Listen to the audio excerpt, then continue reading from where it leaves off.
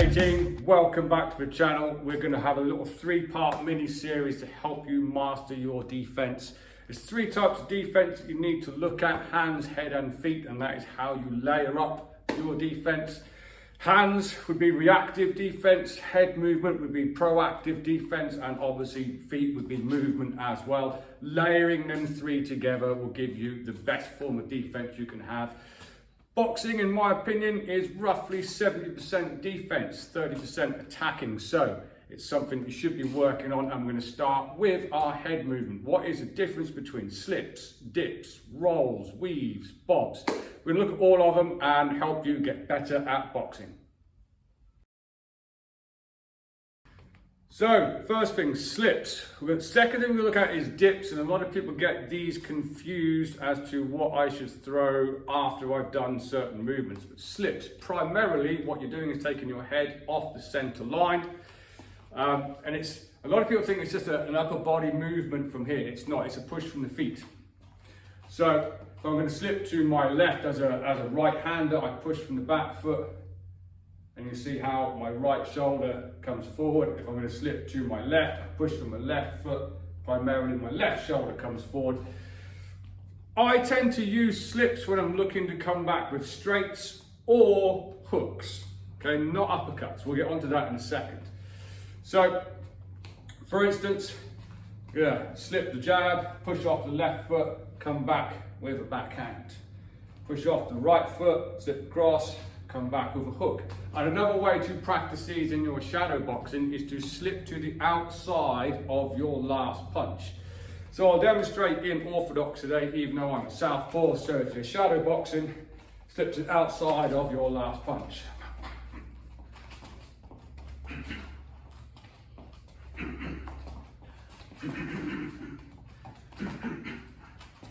And you can work away there. So don't forget, that is a push from the back foot and a rotation. It's not just a lean forward. This is a common mistake, leaning forwards from here. That's not a slip. And also look for this common mistake as well. A lot of people tend to drop hands when they do it. Don't do that. Yeah, hands stay up. If anything, they raise up to your temple a little tiny bit. From here. Slips, primarily long range attacks or hooks afterwards. Dips, what are they? They're brilliant, but they're certainly different. Let's have a look. Secondly, dips, another proactive movement. Long range punch coming at you. This is when I'm going to counter attack with an uppercut. I only use dips on uppercuts personally. Someone else might say to use it for something else. Oh, I suppose I could use it for an up jab actually. But here's the difference. So here's a slip. I'm going to slip to my right. Slip. Here's a dip.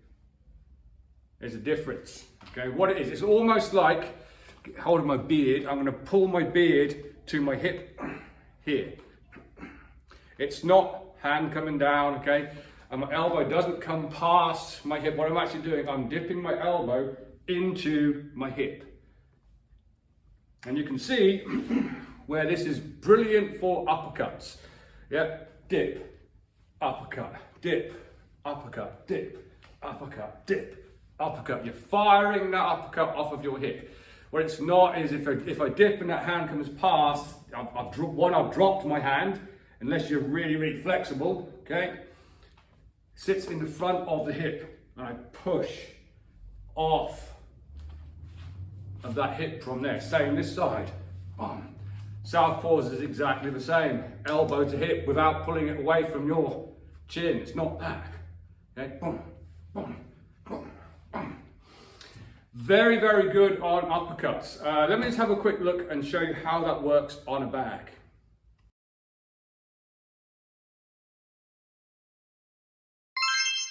So all I'm going to do is fire a double jab. I'm going to dip to my right and throw a backhand uppercut. So you can see how it works from there.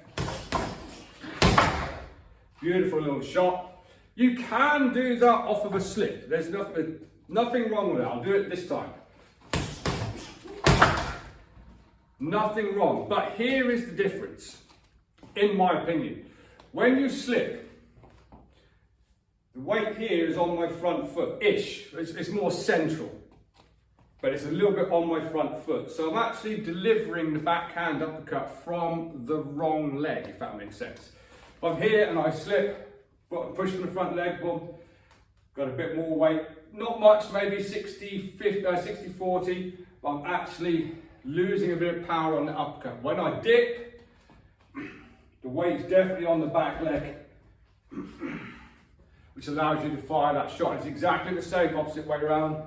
The only other time I'd make this different if you're throwing an up jab. If you don't know what an up jab is, we've recently done an entire jab series, 18 different jabs for you to work on. But up jab is often done from a dip. Here, not necessarily a slip, although you can do. You can, but dip from here. So don't confuse the two, dips and slips. Slip, dip, slip, dip. They are very different and they give you different counter-attack abilities after you've done the movement. So, rolls and weaves. What's the difference? Well, when I roll, I have a straight back and it gives me good counter-attack ability to the body when I'm rolling underneath a shot.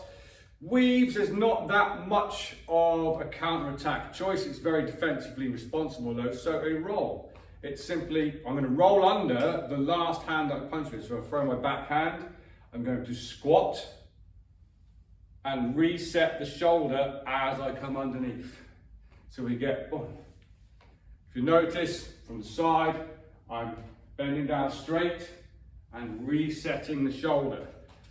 From here, if I've landed a hook, I'm going to bend, come all the way underneath and reset the shoulder.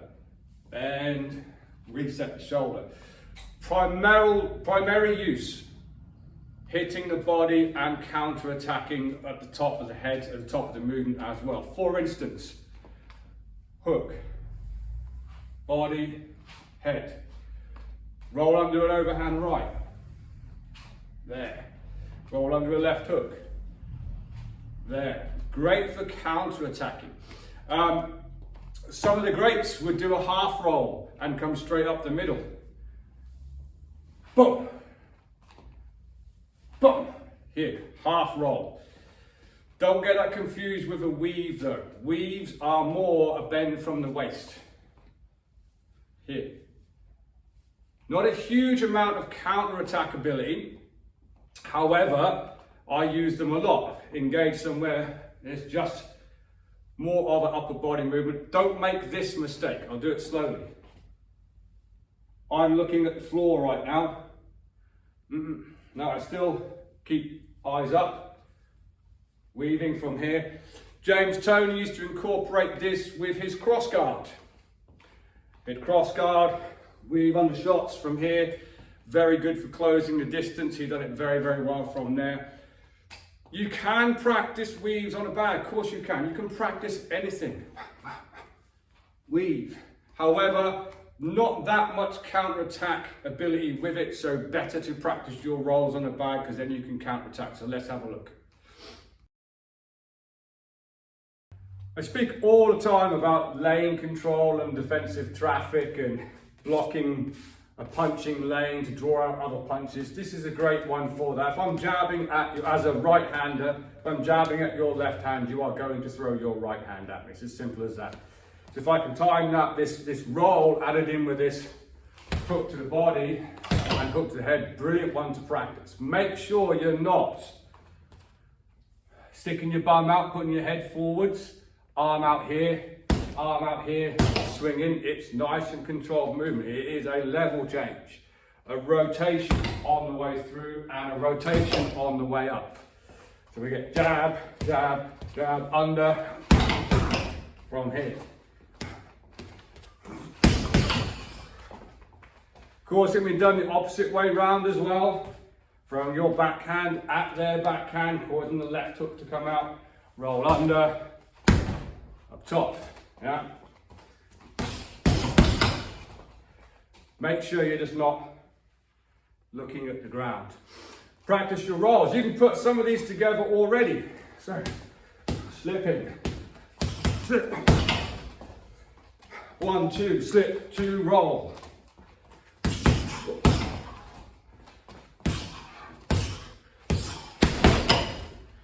Make sure you're putting different types of head movement into your bag rounds, team. Ducks, not the ones that fly in the air, just simply bending your legs from here. Ducks. Primary use, exiting and entering, okay, and obviously attacking the body when you're in range as well. We've spoke about this hundreds of times. I don't want to punch down to the body. The lane is open. Okay, if I put my hand here, that's my range. You'll notice my range gets shorter as I punch down. Therefore, I'm going to lean, and now my lane is open here. Not good. So bending your legs and punching from here is very good. Ducking, of course, shots go over your top, and adding a little bit of footwork to that. Entering with some head movement. Exiting with some head movement. Primarily, again, I use that a lot. If I'm on the inside and someone starts swinging, that's my exit strategy. Back out from here, jab, in.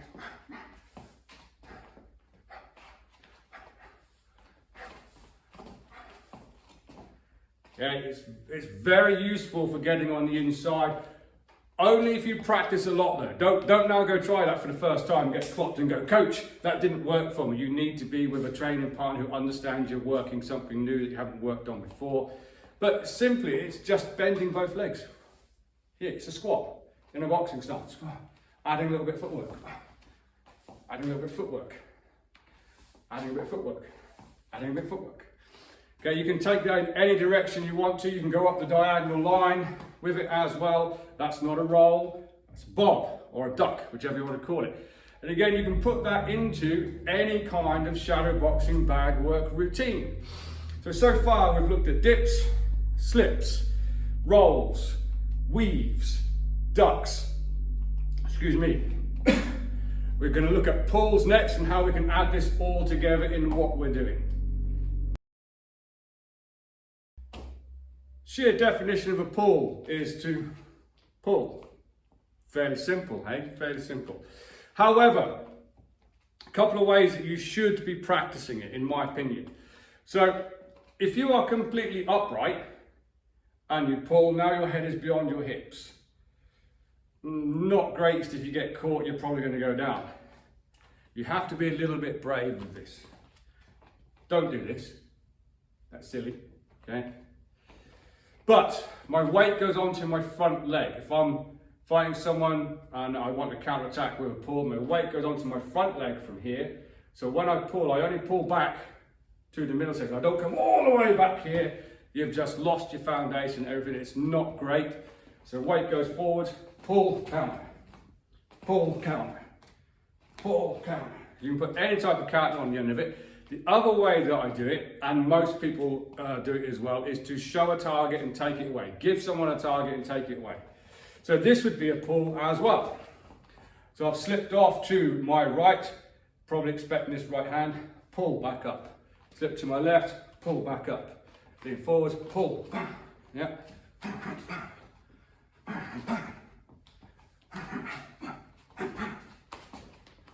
What it looks like from the side. Give a target. Take it away. Give a target. Take it away. Give a target. Take it away. Yeah, so try not to do that from a completely upright position in here, because as soon as you do that, if you do that and you get away with it, it's better than being hit. I agree. Yeah, but head's gone beyond my hips. Not great. So I tend to give a target, take it away. Give a target, take it away. Give a target, take it away. And of course, put some kind of counter-attack on the end. Let's have a little look at a shadow box that incorporates all of these movements.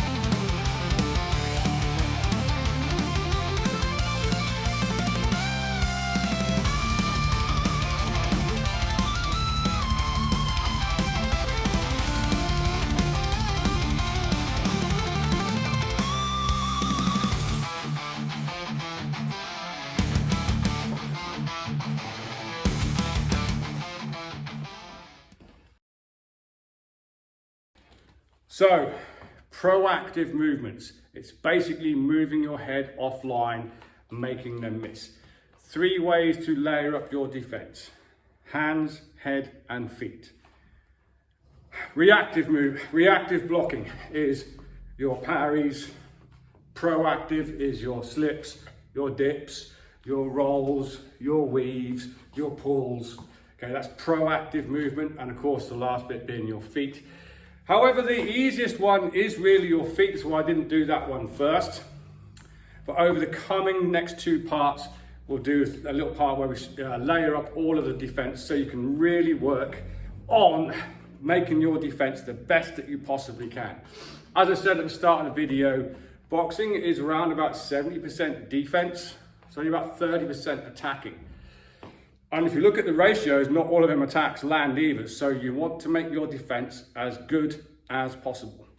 Just being here and throwing power shots as hard as you can is not going to get you anywhere.